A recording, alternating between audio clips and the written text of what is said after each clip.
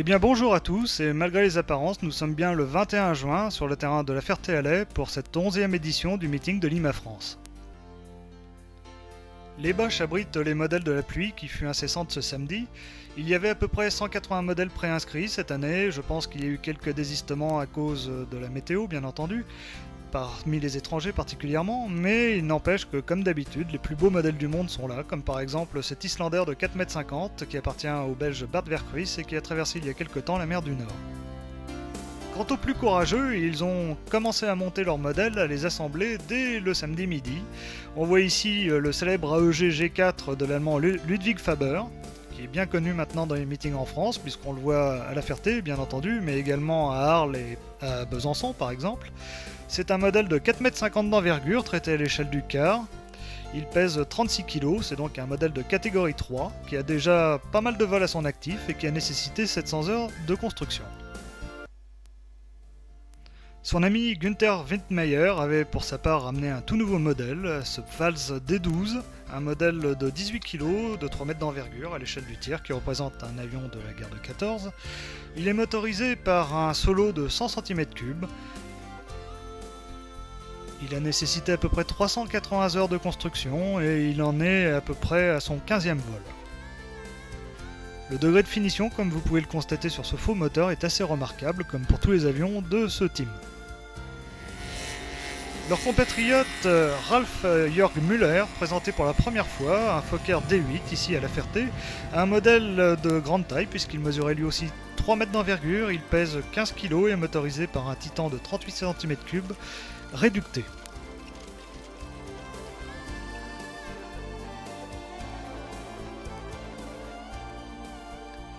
Ce Nieuport 11 appartient à un autre Allemand, Heiner Wintermeyer. Il possède un vieillissement qui est peut-être un peu trop accentué, mais qui lui donne un air rétro tout à fait sympathique. Il mesure pour sa part 2,50 m d'envergure, il pèse 15 kg. Il est également motorisé par le groupe issu du kit Tony Clark avec un Titan 38 réducté et une hélice en fibre creuse de 32,18.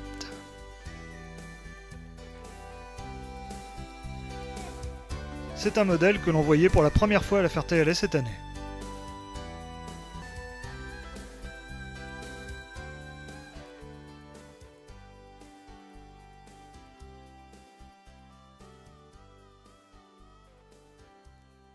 Patrick, cette année tu es présent à la Ferté-Alais non pas en tant que président de Lima, mais en tant que président du GRMR. Alors peux-tu nous expliquer ce que c'est? Alors, là, tu as un peu bafouillé en disant RG Mamère. Je dirais que le surnom, c'est bien RG Mamère, alors que ça s'appelle en fait RGMR, Rassemblement des grands modèles réduits.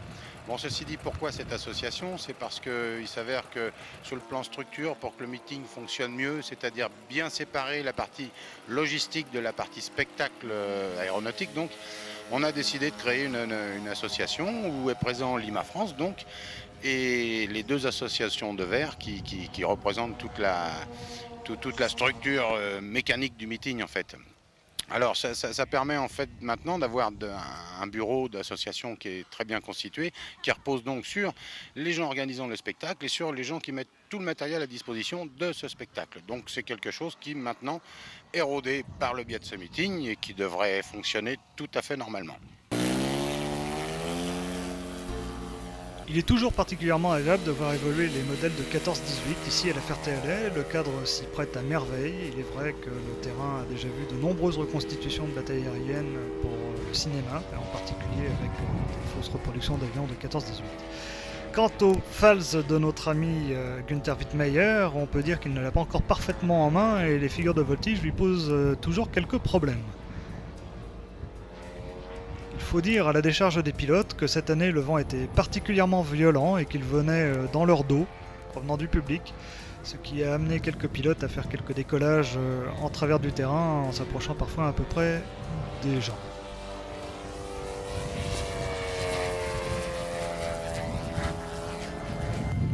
Vous allez d'ailleurs pouvoir constater que les atterrissages ne se faisaient pas tout seuls. Et ce Fokker E3 va même reculer.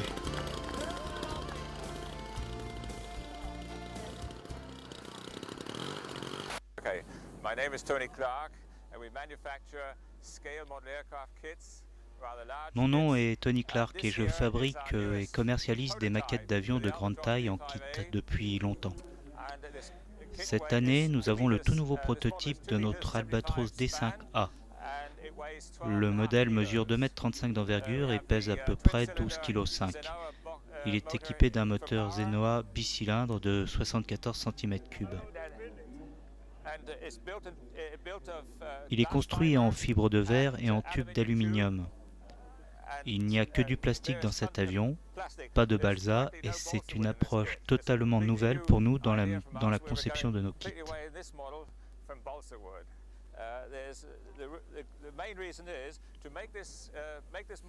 La raison principale est que pour réaliser cet avion avec un fuselage en contreplaqué, il y aurait beaucoup trop de travail et sans doute pas de marché pour ce genre de kit. Alors c'est nous qui l'avons fait. Et ainsi le client peut construire son avion très vite et aussi avoir un modèle très réaliste.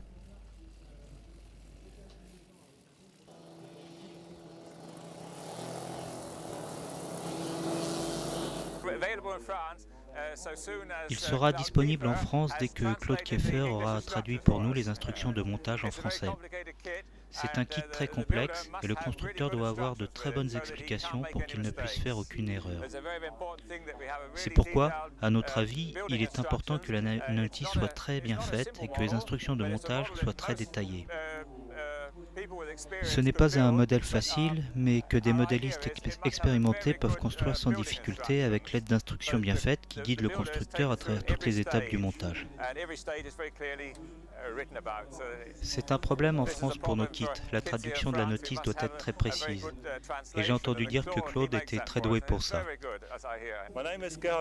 Mon nom est Gerhard Reinsch. Je viens d'Allemagne et je suis le partenaire de Tony Clark. Je viens ici à La Ferté depuis le début et depuis toujours avec le même avion, un Cap 21 parce que c'est le seul modèle acrobatique que je possède.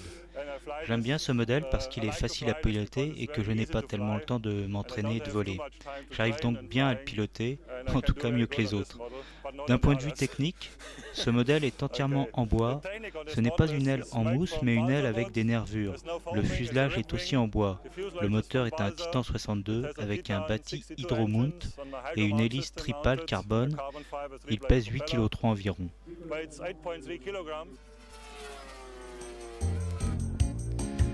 Gerhard vient de vous le dire lui-même, c'est l'un des habitués de La Ferté et aussi l'un des pilotes les plus appréciés du public par son grand pouvoir d'imagination. Il est l'un des pilotes qui a été les premiers à faire des torque rolls en public, en meeting public, et ses passages tranches sont toujours très appréciés. Ils sont assez remarquables. Il faut dire que le modèle de Tony Clark revient à la mode parce qu'il est hyper léger et très maniable. La Voltige grand modèle est vraiment à la mode et les meilleurs spécialistes français viennent aussi se produire ici en meeting à La Ferté-Alais. On peut citer par exemple Stéphane Lorenz et Arnaud Lennon qui ont fait d'éblouissantes démonstrations cette année. Bien entendu, les plus gros modèles de Voltige sont aussi présents. On peut citer ce Christian Eagle qui nous vient d'Angleterre, qui appartient à Derek Plummer. C'est un modèle à l'échelle demi, il est pas tout à fait aussi gros que l'était le Pitts d'Henry Wild il y a quelques années, mais il est tout aussi impressionnant. Il utilise d'ailleurs le même moteur, un moteur 3W quadricylindre de 240 cm3 qui entraîne une hélice Fuchs en fibre de 30-13. C'est évidemment un modèle de catégorie 3 qui pèse 40 kg et qui vient tout juste d'être terminé puisqu'il n'avait que 3 vols à son actif avant La Ferté, ayant été certifié le vendredi. Le vol inaugural date quant à lui de mars 97. Vous pouvez constater que le pilote l'a déjà parfaitement en main et que le fumigène est tout à fait spectaculaire.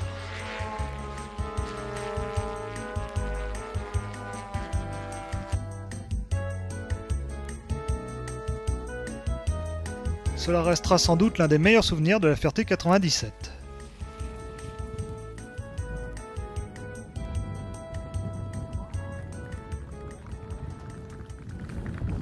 Tout est Bonjour, je suis Michel Moisin, je suis président du club de Saclay. J'ai actuellement un Cap 232 là, qui est super. J'ai touché il y a à peu près, par la firme Sopedra, il y a environ 2 mois. Je suis à mon 9e vol. C'est un kit SMC, kit allemand. C'est des avions qui sont produits pour le TOC, pour le tournoi des champions. Il est équipé d'un 140 cm3 et il fait 3 mètres d'envergure, pèse 17 kg. C'est un kit tout fibre d'une finition exceptionnelle. Tout fibre, quand j'entends tout fibre, c'est le fuselage bien sûr. Les ailes sont coffrées sans bas, sans bas plume. Et puis j'ai une tripale 28-10 sur mon 140 cm3 et j'en suis très content. Bien qu'il ait arrêté la compétition depuis déjà quelques années, Michel reste l'un des showman les plus spectaculaires en meeting et il adore, comme vous pouvez le constater, les passages d'eau extrêmement bas.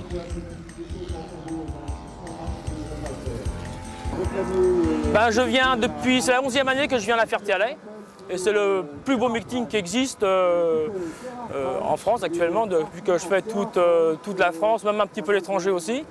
Et la Ferté, c'est exceptionnel, c'est un site exceptionnel, on voit des magnifiques avions, c'est super. Parmi la trentaine de modèles de catégorie 3 qui étaient présents cette année, l'un des plus gros est sans aucun doute le Bucher Jungmeister de la famille Ferroche qui nous vient de Belgique. Un modèle qui a déjà été présenté plusieurs fois à la Ferté mais qui est toujours extrêmement performant et spectaculaire lui aussi. C'est un avion qui est à l'échelle du 1 sur 1,6, autrement dit assez énorme. Il mesure 4 mètres d'envergure, il pèse 70 kg. Quant à la motorisation, elle est assurée par un leanback de 280 cm3 réducté, c'est sans doute le moteur le plus usité sur les catégories 3. Un moteur extrêmement fiable.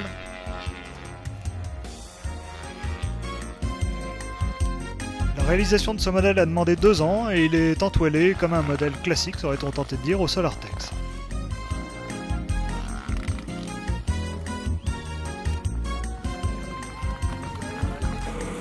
Bien donc, je m'appelle Adja Mustafa, plus connu sous le surnom de Moustache, organisateur du fameux show des As qui avait lieu depuis 1989 à Orléans-Saran et qui j'espère, donc nous allons reconduire cette magnifique manifestation cette année, le 27 et le 28 septembre, grâce à l'aide de notre ami Gérard Royal et d'après ce que j'ai entendu aussi, grâce à notre revue RCM.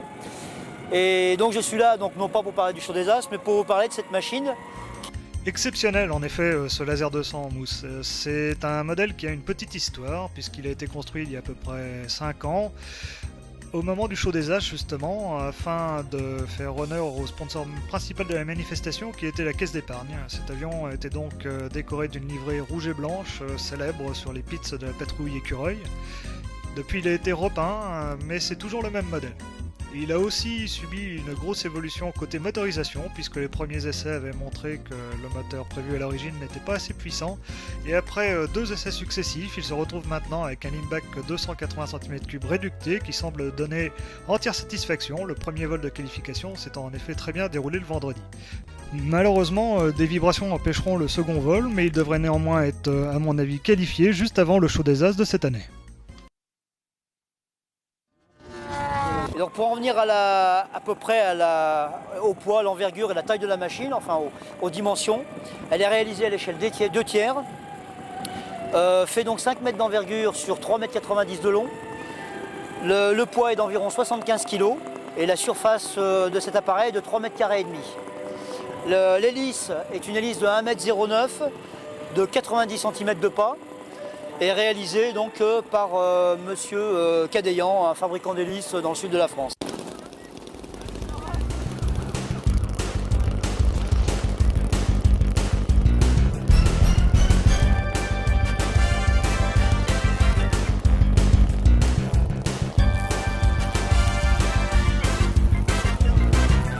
Impossible d'échapper bien sûr à la Ferté cette année encore aux fameuses courses de raceurs, qui sont toujours très prisées du public.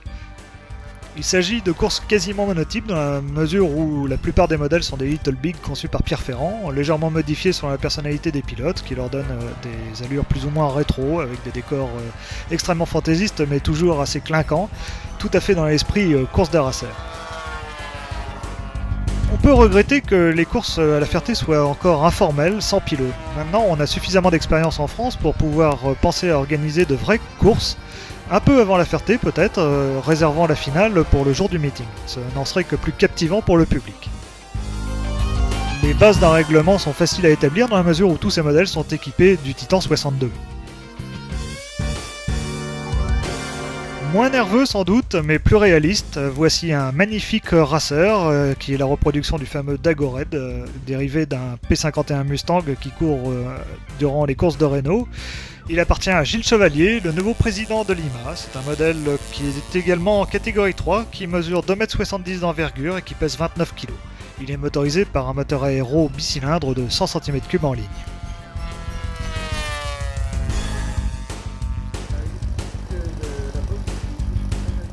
Construit dans des moules appartenant à Jeff l'Allemand, ce modèle vole depuis 1994 et a à peu près 15 vols à son actif.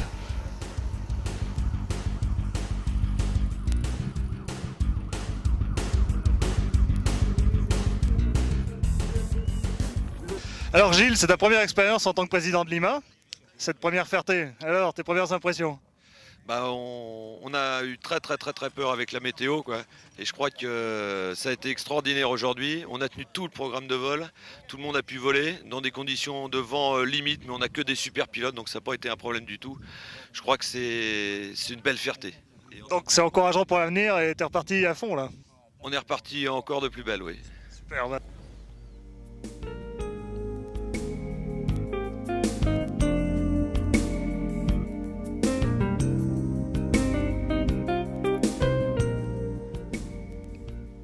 Vous avez tous reconnu cette impressionnante machine qui est l'œuvre de la famille Zimmermann, construite par le père Jean, qui nous a habitués d'ailleurs à toujours choisir des sujets assez originaux. On se souvient de son Bernard Racer ou encore de sa dernière machine qui était le PZL à aile en mouette, qui était d'ailleurs encore présent cette année à la Ferté. Il s'agit ici d'un racer anglais dont on vous a déjà parlé dans RCM, un avion extrêmement original avec son énorme prise d'air ventrale et l'évacuation de l'air chaud qui se faisait en pied de dérive. Une solution technique extrêmement novatrice pour l'époque, puisque cet avion date d'avant-guerre.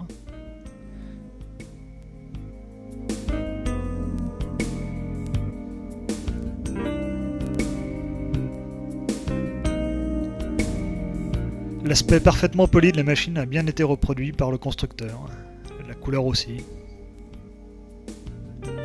Quant au train, il est suspendu par un amortisseur à air comprimé. C'est très original et la réalisation n'est pas de toute facilité.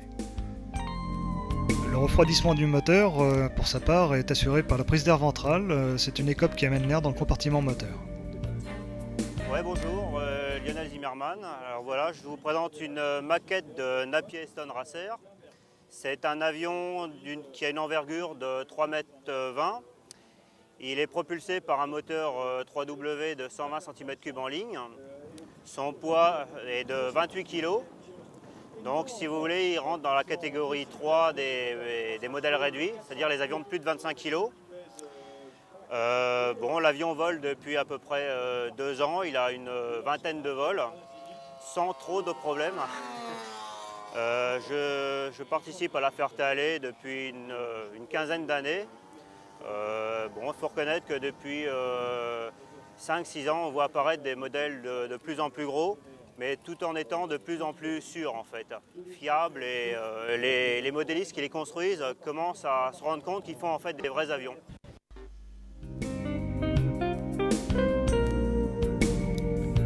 La mode est décidément au racer rétro. On voit ici le Bulldog de Pascal Madieu. C'est la première réalisation aussi importante de ce modéliste de la région parisienne. C'est un avion à l'échelle du tiers qui mesure 3,20 m d'envergure, qui est motorisé par un quadra aéro de 200 cm3 qui entraîne une hélice via un réducteur, une hélice de plus de 1 m de diamètre.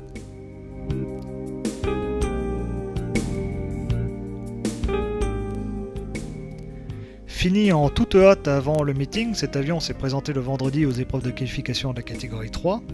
Il a malheureusement eu un petit problème à l'issue du premier vol qui s'était pourtant parfaitement bien déroulé, ayant légèrement arraché son train. Heureusement, la casse n'était pas très importante et il fut réparé dans la nuit du vendredi au samedi et a pu être exposé en statique durant le meeting.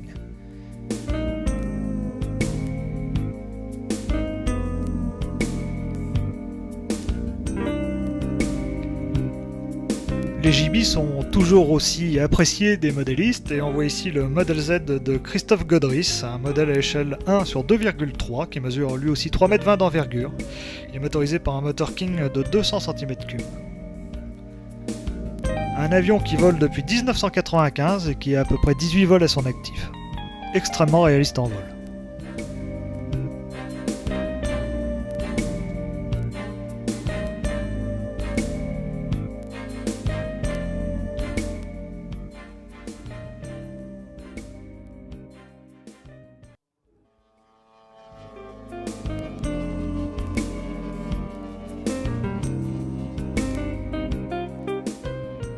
Quand on connaît l'histoire des raceurs des frères Granville, ces raceurs qui ont tué pratiquement tous leurs pilotes, on peut s'étonner de la fascination qu'ils exercent sur les modélistes. Mais en fait, c'est peut-être un défi à relever que de les faire voler beaucoup mieux que les originaux, et c'est ce qu'est arrivé à faire Godris, ou encore Patrick Baudin, qui a reproduit l'avion qui avait été présenté il y a 2 ans à la Ferté-Alais, au show Grandeur, j'entends, à la Pentecôte, par l'américain Delmar Benjamin, qui avait fait des présentations tout à fait spectaculaires qui sont restées gravées dans les mémoires.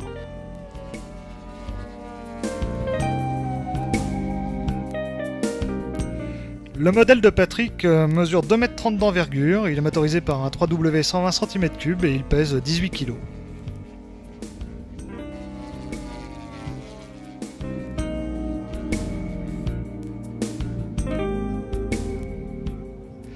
Malgré l'expérience de ce genre de modèle qu'a Patrick, vous allez voir qu'il n'est vraiment pas facile de poser les JB. C'est le plus gros problème sur ce genre d'avion. Mais le plus impressionnant de tous les JB présents cette année, c'était bien entendu celui de Pierre Ferrand, ce R2 à l'échelle d'1,5 qui mesure 3,80 m d'envergure et qui pèse 50 kg. Un avion qui a enfin été certifié en catégorie 3 cette année, le vendredi, grâce à 2 vols qui se sont déroulés sans problème, après une tentative malheureuse l'année dernière où il avait fini dans les arbres sur coupure du moteur durant un tonneau. L'avion avait été assez endommagé, il a été réparé d'une façon absolument parfaite par Pierre, qui est un constructeur hors pair. D'ailleurs, moi qui ai vu le modèle avant qu'il soit terminé et avant que le fuselage soit coffré, je peux vous dire que c'est une véritable cathédrale de tubes soudés, dont la structure reproduit pratiquement intégralement celle du vrai.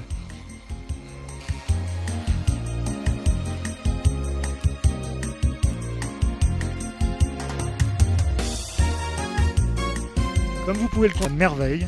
Malheureusement, là encore, l'atterrissage est vraiment très délicat et comme à chaque vol, Pierre va encore endommager son modèle. Et comme il le dit lui-même, c'est tellement le pied de faire voler cet avion que ça me dérange pas vraiment de retourner à l'atelier après chaque vol.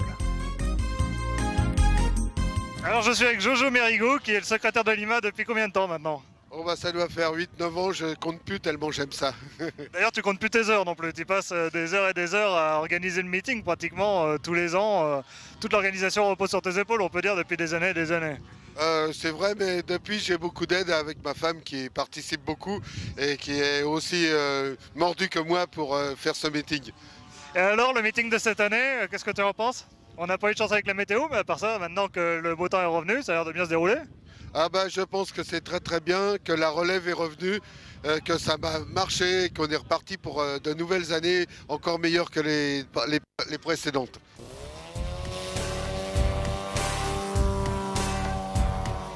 Au décollage, tout le monde aura reconnu le Hurricane 2C de l'anglais David Toyer, un modéliste célèbre dans son pays parce qu'il a participé au tournage de quelques films, en particulier de Memphis Belle et de l'Empire du Soleil. Il me l'a avoué lui-même, son Hurricane n'avait pas volé depuis sa dernière prestation l'an passé à La Ferté et vous pouvez remarquer que visiblement il a un problème de centrage. C'est donc un miracle qu'il arrive à le poser sans l'endommager plus que ça. C'est un avion qui mesure 2,60 m d'envergure et qui est motorisé par un 3W Twin de 80 cm3. Il a remporté le trophée de la plus grande complexité mécanique pour la seconde fois. Il s'agit du L4 de Gilbert Voidier, un avion de 3 mètres d'envergure qui pèse 32 kg et qui est motorisé par un King 140 cm3.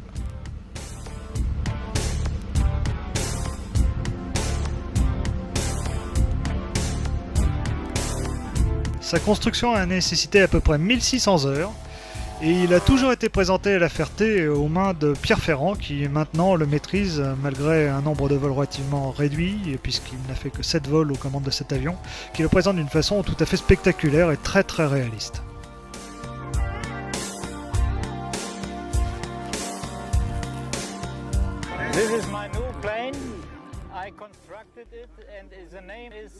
Ceci est mon nouvel avion, je l'ai construit moi-même et son nom est Bristol Beaufighter. C'est un chasseur anglais de la Seconde Guerre mondiale. Il est entièrement en bois, en balsa, mais les capotages moteurs sont en époxy.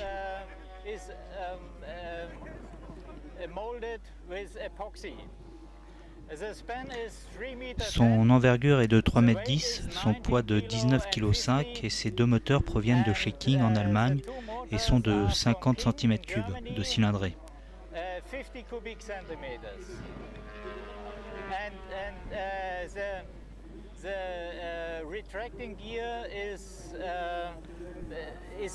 Les trains rentrants sont actionnés par des servotreuils de voile avec un accu supplémentaire embarqué.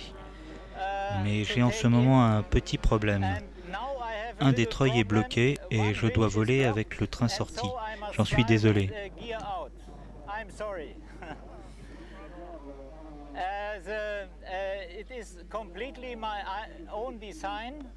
J'ai complètement dessiné le modèle d'après les plans anglais de l'avion réel et le temps de construction est d'environ 1 an et demi à 2 ans pour le moment.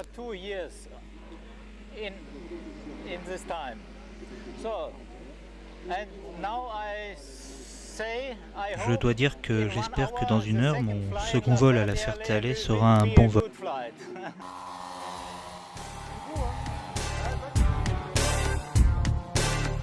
Vous aurez noté que dans son interview, Rainer s'excuse de ne pas avoir pu rentrer les trains rentrants de son Beaufighter durant le meeting de la Ferté. Ça dénote complètement le caractère de ce personnage, ce pilote allemand qui est un grand habitué de la Ferté, qui vient depuis des années et des années. C'est un parfait gentleman qui met un point d'honneur à faire des présentations parfaites pour le public.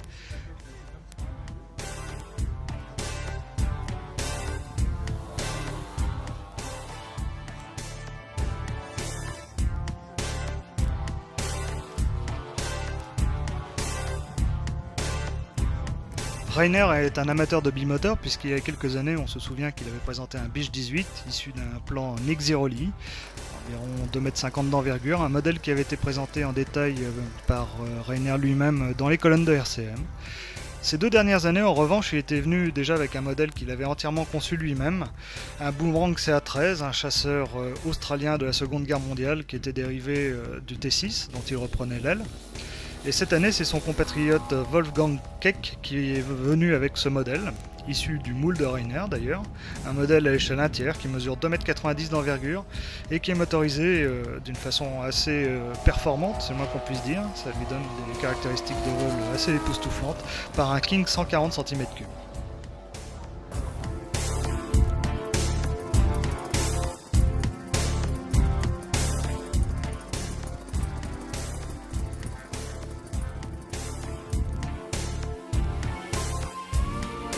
Au décollage, le Corsair est à l'échelle 1/4 de Jackie Roussel, un modèle de 3,30 m d'envergure, motorisé par un Husqvarna de 100 cm3 qui pèse 28 kg, c'est donc déjà un modèle de catégorie 3.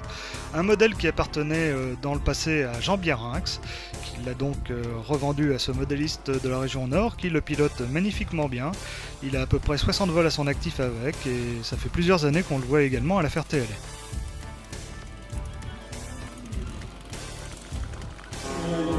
Alors je suis avec Jean Biarrinx, qui est un des piliers de Lima depuis ses origines. C'est toi qui as fait pratiquement les premiers gros modèles qu'on a trouvés en France. Le tout premier en 1976, j'étais chez McCulloch depuis 15 ans et je voyais les tronçonneuses qui réduisaient. Il suffisait d'agrandir un avion pour mettre un moteur de tronçonneuse. Et j'ai présenté un King agrandi de 2,40 m à Persan-Beaumont à ce moment-là, il y a 20 ans, 21 ans. 21 ans déjà. 21 ans déjà. quel aboutissement maintenant avec cet énorme Corsair, donc, qui est en fait un travail de collaboration de longue date. Voilà, on est en équipe, j'allais dire, ce qui est assez rare depuis 1981. J'ai rencontré Jacques Desbos, j'ai rencontré Roger Lang, et le premier Corsair que nous avons fait, sorti en 1982, c'était un Olat qui était embarqué sur les porte-avions américains. Et depuis 82, ça fait donc quand même maintenant 15 ans, j'ai pas arrêté de piloter des Corsairs. Et celui-ci, c'est donc le plus gros? C'est le plus gros. Il faut savoir qu'il est opérationnel depuis 3 ans. Et j'allais dire depuis 3 ans, comme on est monté d'1 mètre, ça peut paraître pas grand-chose. Au niveau de l'envergure, on est monté, c'est exponentiel au niveau des problèmes. Et il est au point aujourd'hui. Et on a cherché pendant 3 ans la bonne motorisation, les bonnes hélices, un tas de problèmes à régler. Mais là, ça va. Et ses dimensions, alors, il mesure combien? Alors, il est exactement à l'échelle un tiers du vrai. Il fait 4,16 m. Il pèse 55 kg. Et il est motorisé par un moteur de 342 cm3 bicylindre qui a été récupéré sur un drum anglais. C'est un moteur Wesley. Et vous avez de nouveaux projets, bien entendu? Alors on a des foules de projets. On a d'abord un Stuka à cette échelle-là qui se termine, qui sera opérationnel d'ici quelques mois puisque la structure est finie, il est en décoration chez Jacques. Là c'est une œuvre de Jacques tout seul, comme le premier Stuka. Et on voudrait présenter peut-être la Ferté 98 ou du moins celle de 99, 3 P47 Thunderbolt à cette échelle-là, c'est-à-dire 4,18 m. Ah bah, encore de belles Ferté en perspective alors. Et beaucoup de travail. Oui, ça c'est sûr. Merci beaucoup. Voilà, merci. Le Corsair de Jean Biarax nous permet ici de bien mettre en évidence l'un des principaux problèmes que l'on rencontre sur les modèles de catégorie 3 équipés de gros moteurs, en particulier au ralenti, bien qu'ils soient multicylindres. En général, ces moteurs produisent de grosses vibrations qui sont un danger pour la piste des potentiomètres de cerveau. C'est un problème à suivre de très près. Noël Parot démarre ici le dernier des 6 Super Tigre 15 cm3 de son Messerschmitt 323 Gigant, un modèle à l'échelle du 9e qui mesure 6,40 m d'envergure et qui pèse 33 kg. C'est un modèle qui a nécessité à peu près 2000 heures de construction, qui vole depuis 1995 et qui a maintenant 25 vols à son actif.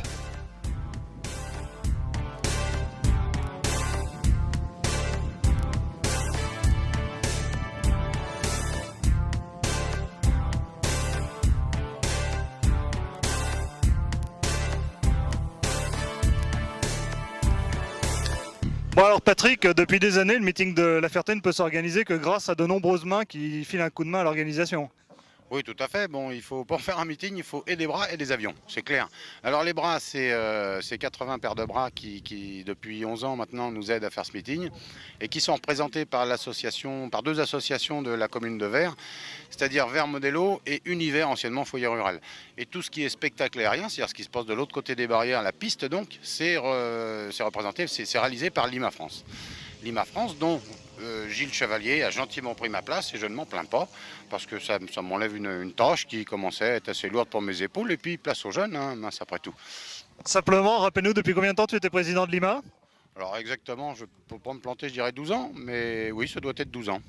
12 ans quand même de plaisir dédié aux petits gros quand même. Ah tout à fait, je dirais qu'en 12 années et puis en 11 meetings, j'ai passé des week-ends extraordinaires et mon plus beau week-end de l'année reste malgré tout le meeting de La Ferté. Ce modèle original de Nieuport-de-l'Age est l'œuvre de Stéphane Darnis. C'est un modèle de 3 mètres d'envergure motorisé par un TRD 65 cm3, il pèse 17 kg. Il faut savoir que Stéphane est un jeune pilote qui est le seul représentant parmi les pilotes des membres du club organisateur Vert Modello. Je serai vite rejoint par d'autres membres du club, d'ailleurs il me semble que d'autres petits gros sont en construction au sein de cette association. Ici, le short Simu de l'anglais Robin Hooded, c'est la reproduction d'un prototype d'avion embarqué destiné à la Royal Navy qui n'a jamais été construit en série.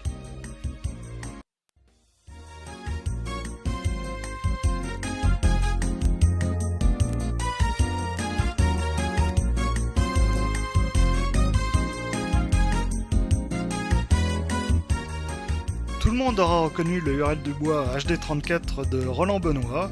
Cet avion, qui est communément appelé le coupe-papier, était utilisé par l'Institut géographique national pour faire des relevés photographiques. Il est maintenant à la retraite et l'original est basé sur le terrain de Molin-Villaroche, entretenu par une association de restaurateurs de vieux avions. Ce modèle de 4,50 m d'envergure pèse 19 kg et il est bourré de raffinements technologiques comme ces aérofreins qui sont placés sur les mâts des trains d'atterrissage. une originalité Hurel du bois typique. La motorisation est assurée par deux 20 cm3 Vebra et les volets à fente sont parfaitement bien reproduits. Roland nous présentait cette année un nouveau modèle que je vais maintenant laisser vous présenter. Bon, et alors, oui, le premier, ça a été l'Avro Lancaster, quadrimoteur, qui a suivi par le Gigant, 6 moteurs en 4,50 m, et qui a été suivi après par l'Hurel du bois, toujours en 4,50 m, mais alors bimoteur seulement, bien sûr. Et maintenant, voilà, ce biplan, quadrimoteur, au 10e, en 4 mètres d'envergure, pas complètement terminé, 4 moteurs 12 cm3. Est-ce que ça sera suffisant? Là, on verra aux essais.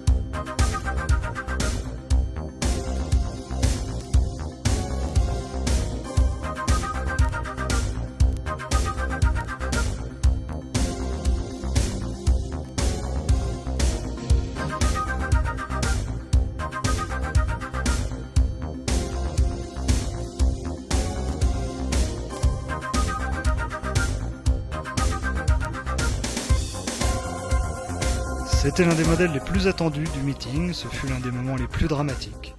Voici le Concorde au 1/11e de André Nougier, un modèle de 2,20 m d'envergure mais de plus de 5 mètres de long, dont le fuselage en fibre de verre a été réalisé par Seven Concept Modelism. Un avion qui sort vraiment de l'ordinaire dans la mesure où il est équipé de 4 réacteurs JPX T260. Un modèle de catégorie 3 qui avait été certifié une semaine avant le meeting sur le terrain d'Orange par Philippe Bataillé, avec des vols qui s'étaient parfaitement bien déroulés.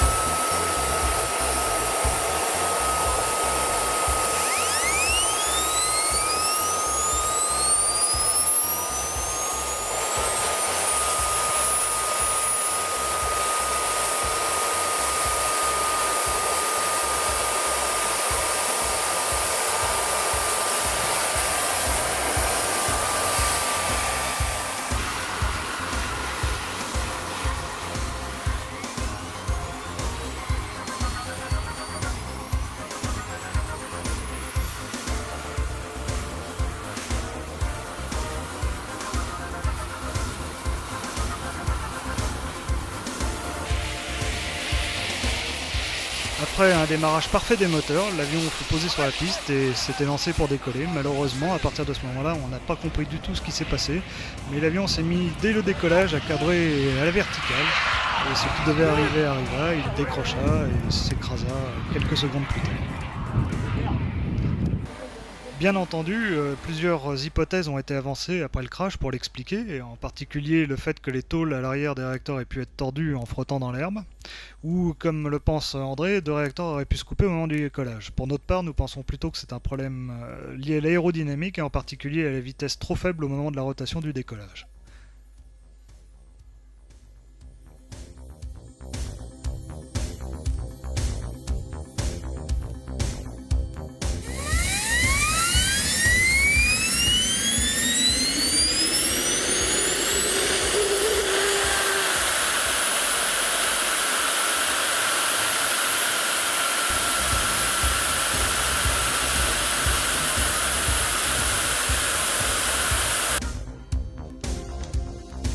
Au décollage ici, le Vampire de Richard Hall, un modéliste anglais que l'on connaît bien également à la Ferté-Alais puisqu'il est importateur en Grande-Bretagne des kits Tony Clark, Il avait donc amené cette année ce Vampire de 2,50 m d'envergure, un modèle de 17 kg qui est équipé du réacteur suédois Turbomine, un moteur qui pousse très très fort et qui permet au modèle de voler à une vitesse tout à fait étonnante. Malheureusement, il semble bien qu'il soit encore affublé de quelques problèmes de fiabilité. On avait déjà eu l'occasion d'en voir quelques-uns cracher leurs dents, si j'ose dire, à des meetings aux États-Unis. Et bien ici à La Ferté, à l'issue du dernier vol qui s'est déroulé le dimanche après-midi, le moteur a également pris feu en vol et il a fallu l'aide d'extincteurs pour arrêter l'incendie. Il est probable que le moteur ne refonctionnera plus après cet incident et c'est bien regrettable.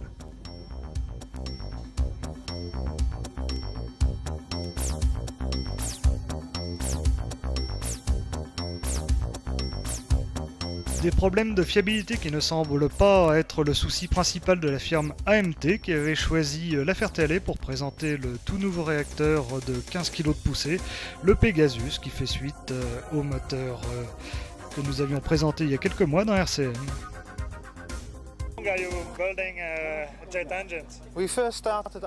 Nous avons débuté avec notre prototype en 1990 et cela nous a pris 2 ans pour avoir un moteur fonctionnel. Celui que nous avons appelé Mark I. Il n'était pas parfait, mais fonctionnait et nous avons pu faire voler des modèles avec.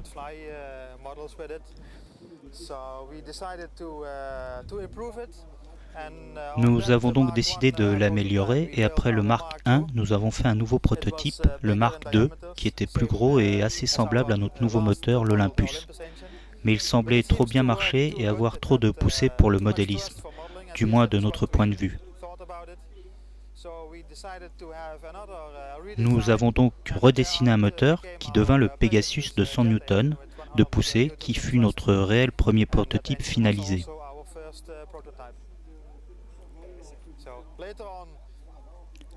Plus tard, nous avons repris le dessin du Mark II qui avait effectivement trop de poussée, entre 15 et 17 kg, pour en développer l'Olympus qui a maintenant 15 kg de poussée.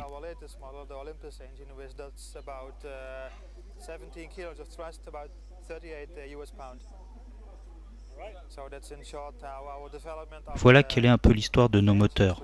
En général, les moteurs sont les mêmes, les seules différences étant la taille des pièces internes, comme les roues de compresseur qui diffèrent selon les moteurs.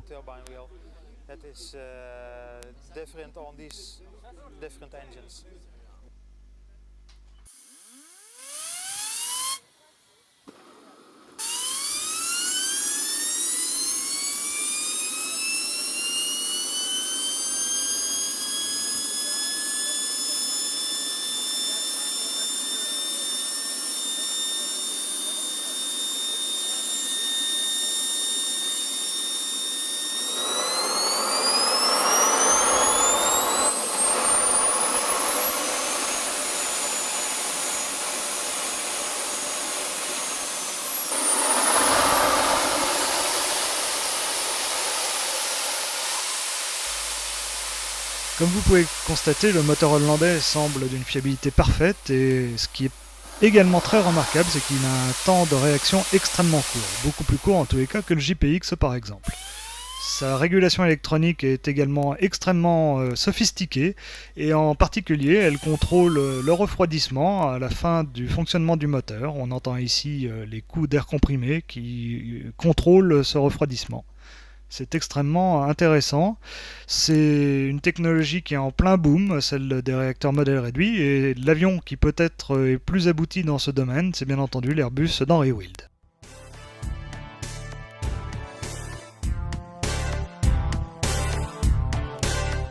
En effet, traité à l'échelle du 15e, ce qui lui donne une envergure de 4,10 m et un poids d'à peu près 48 kg, ce modèle, s'il est entièrement conçu en polystyrène, un peu comme un planeur, même en ce qui concerne le fuselage, est en revanche d'une rare complexité en ce qui concerne le circuit de motorisation. En effet, il a fallu avec l'aide de JPX concevoir toute la tubulure, les réservoirs à gaz, etc. installés dans le fuselage.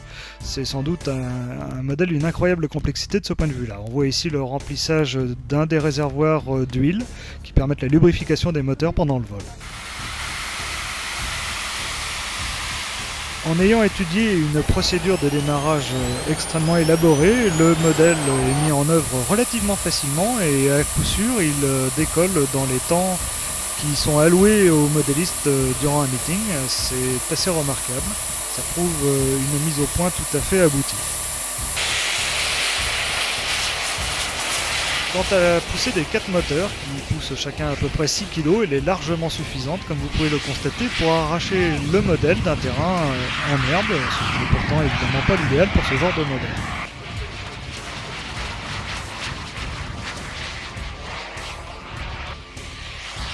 Quant à la vitesse de vol, elle est tout à fait surprenante et probablement même un peu rapide pour l'échelle. Malgré cela, on peut dire que le modèle est tellement bien conçu qu'il n'y a aucun risque de flutteur, tout du moins ça n'est jamais arrivé à l'heure actuelle, et c'est une bonne chose bien entendu.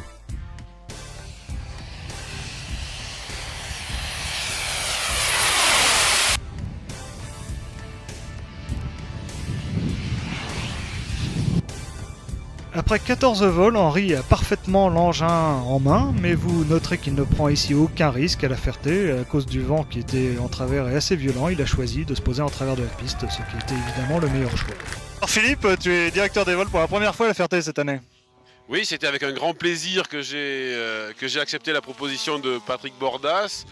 Enfin, j'ai accepté à 2 conditions. La première condition, c'est que l'équipe technique qui est en place aujourd'hui et qui était en place les fois d'avant reste la même. Et la deuxième condition, c'est qu'il fallait que l'organisation du meeting dans son intégralité repose sur des statuts connus, et c'est comme ça en fait qu'ils ont proposé de créer, enfin c'est pas à cause de moi, hein, mais parce qu'ils ont créé une association regroupant 3 associations, et en déposant des statuts à la fédération, et on est plutôt à l'aise maintenant pour travailler. Et être directeur des vols dans un meeting organisé comme celui-là, c'est un réel plaisir, parce qu'on n'a que le souci de la sécurité, tout le reste marchant correctement. Alors au sein de l'aviation civile, tu es chargé de la réglementation concernant l'aéromodélisme. Alors justement, à travers l'œil du directeur de la manifestation, tu as pu un peu voir de visu en fait l'évolution des modèles, et qu'est-ce qui se passe à ce niveau-là exactement? Je crois que là récemment, on s'aperçoit qu'on a 2 évolutions très nettes. La première évolution, c'est un professionnalisme entre guillemets des modélistes qui vont dans des meetings montrer leurs prouesses, mais les montrer en étant pris en charge, donc pas loin du professionnalisme. Et la deuxième évolution, c'est la taille des modèles. Donc aujourd'hui, on s'est mis devant le modèle le plus gros du meeting, qui n'a pas volé parce qu'il n'est pas tout à fait prêt, mais qui volera. Et 97, on sent bien que c'est le moment peut-être de faire évoluer cette réglementation qui jusqu'à maintenant, elle a 10 ans la réglementation, elle a été créée en 86, elle a peut-être bien vécu. Et tu as déjà des petites idées sur l'orientation de la réglementation? Évidemment, il y a forcément des idées, donc il y a des bruits qui courent, on imposera au niveau administration rien qui ne soit discuté à l'avance. On converge tous vers une idée qui serait quand même une limite supérieure. Ce qu'il faut savoir, c'est que dans le bureau, moi je traite aussi bien des aéromodèles de loisirs comme celui-là qui fait 130 kg que des drones à vocation militaire qui font aussi 130 kg mais qui ne sont pas destinés à s'amuser. Donc la première orientation de la réglementation, ça va être de distinguer ce qui est du loisir de ce qui est un engin professionnel. Hein. La deuxième élément, c'est de dire on sent bien qu'il faut une limitation supérieure. Et tout le monde s'accorde à dire que peut-être 100 kg, ça paraît raisonnable, donc ça laisse une plage de 25 à 100 kg où les gens pourront continuer à faire des aéromodèles en déposant un dossier et en faisant les petits vols nécessaires pour montrer leur capacité. Ça c'est encore à discuter. Mais de toute façon, je pense que cette limite de 100 kg permet encore d'avoir des Ferté qui ressemblent à celles qu'on a connues précédemment et avec des machines absolument extraordinaires. On sait bien que de 25 à 100 kg, on a matière à travailler. De toute façon, ce qui est aussi à peu près clair, c'est qu'au-delà de 100 kg, ça ne sera pas interdit. Simplement, il faudra aller vers une démonstration d'un suivi de navigabilité comparable aux avions habités. Autrement dit, les avions qui sont chez Salis, pas les anciens parce que c'est des avions de collection, mais des avions biplaces, quadriplaces d'Aéroclub, ont un document de navigabilité qui repose sur des règlements. Et bien on va demander aux aéromodélistes qui veulent faire des avions de plus de 100 kg de suivre ces règlements. C'est-à-dire ça va être des démonstrations plus sérieuses de construction, de type de bois utilisé, de collage, de calcul de longeron, et aller vérifier le domaine de vol. Et là, je crains que ça va être beaucoup plus lourd que ce qui s'est passé jusqu'à maintenant.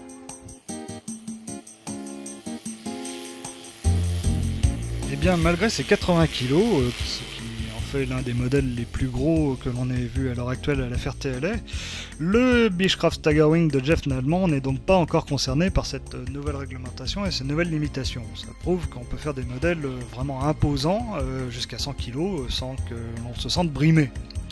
Ce modèle, qui a donc été certifié l'an dernier, juste avant la Ferté, a déjà 22 vols à son actif, et Jeff le pilote d'une façon assez merveilleuse. On voit vraiment des passages de toute beauté, qui sont tout à fait à l'image de l'avion réel, qui était sans doute l'un des plus beaux avions de tourisme d'avant-guerre. Il mesure 4 mètres d'envergure et est motorisé, bien entendu, par le groupe motopropulseur Limbach 280 cm3 réducté.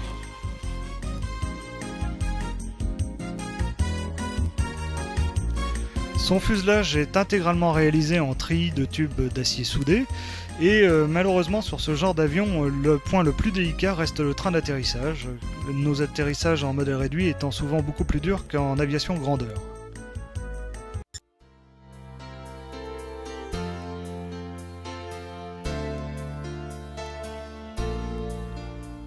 Tout aussi impressionnant en vol, on voit ici les entrailles du P-38 de Heinz Walti, un Suisse qui vient également à la Ferté depuis quelques années avec des modèles extrêmement spectaculaires.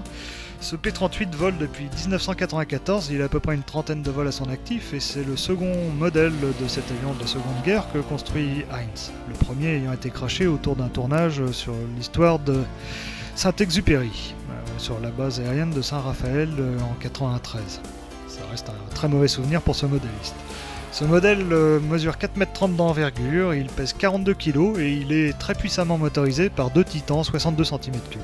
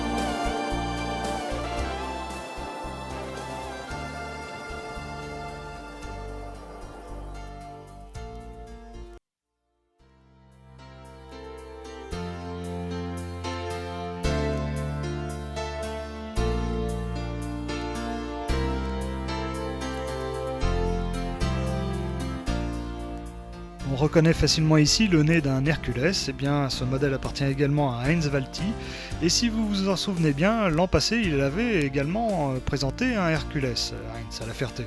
Eh bien il ne s'agissait pas du même modèle, puisque quelques semaines après le meeting de l'an passé, l'avion a été crashé dans une rencontre en Suisse, à Delémont. Il a donc fallu moins d'un an à ce modéliste hors du commun pour reconstruire ce modèle, de 4,50 m d'envergure, qui pèse 53 kg et qui a été juste qualifié, certifié en catégorie 3 la veille du meeting de la Ferté. Puissamment motorisé lui aussi, et c'est une constante sur le modèle de Heinz, cet Hercules est motorisé par 4 Titans de 38 cm3, ce qui lui donne un bruit tout à fait envoûtant en vol. Il a d'ailleurs effectué à la Ferté plusieurs vols le samedi, parfaitement maîtrisés et très spectaculaires. Malheureusement pour ce modéliste qui semble réellement poursuivi par la malchance, et il n'en sera pas de même le dimanche soir lors du dernier vol. Où là encore l'avion va être totalement détruit et cette fois-ci il semble bien que ce soit sur une panne radio.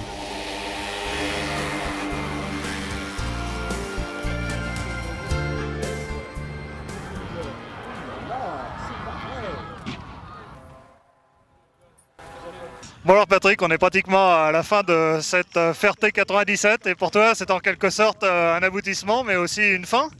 Bah, la fin, pas du meeting, hein, la fin de ma situation en tant que responsable, oui, parce que pour des raisons professionnelles, je suis déplacé dans le sud-ouest. Ça va être dur pour moi de faire des allers-retours de 600 km pour participer aux réunions. Donc je reste de tout cœur avec la Ferté. Je pense même que les gens du RGMR, cette nouvelle organisation, aimeraient bien me voir président d'honneur et que je sois présent l'année prochaine. Et je leur ai promis que si c'était leur desiderata, c'était OK.